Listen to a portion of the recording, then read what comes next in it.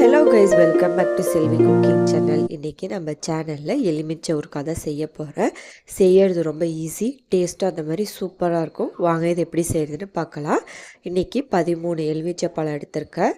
இதை நல்லா கழுவிட்டு இந்த மாதிரி ஒரு காட்டன் துணியில் வச்சு தொடச்சிட்றேன். ஈரம் எதுவும் இருக்கக்கூடாது. ஈரம் இருந்ததுன்னா சீக்கிரமாக ஊறுகாய் கெட்டு போயிடும்.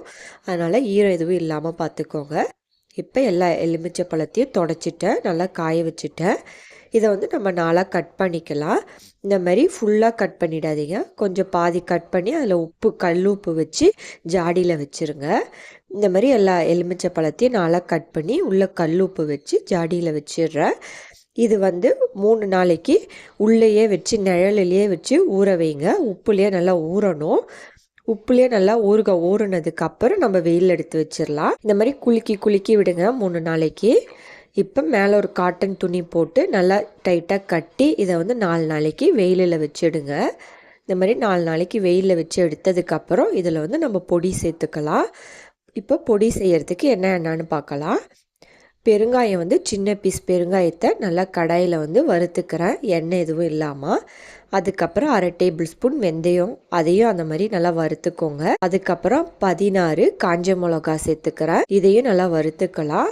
1/2 டேபிள் ஸ்பூன் சீரகம், இது எல்லாத்தையும் எண்ணெய் இல்லாமல் வறுத்துக்கோங்க, தனித்தனியாக வறுத்துக்கோங்க.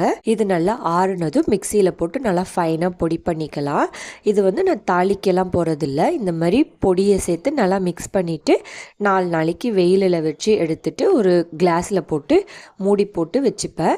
ரொம்ப நல்லாயிருக்கும் டேஸ்ட்டு ஊற. இப்போ பொடி பண்ணியாச்சு. இதை நம்ம ஊறுகாயில் சேர்த்துக்கலாம். ஊறுகாயில் சேர்த்து நல்லா மிக்ஸ் பண்ணி விட்டுக்கிறேன். மிக்ஸ் பண்ணதுக்கப்புறம் இதை 4 நாளைக்கு வெயிலில் வச்சுட்டு எடுத்துக்கிறேன். இது தாளிக்கிற மாதிரி இருந்தால் நல்லெண்ணெய் நிறையா ஊற்றி கடுகு போட்டு தாளித்து இந்த ஊறுகாய் அதில் சேர்த்து கிண்டி வச்சுக்கோங்க. தண்ணி படாமல் பார்த்துக்கோங்க. தண்ணி படாமல் இருந்தால் வருஷ கணக்குக்கு வரும்.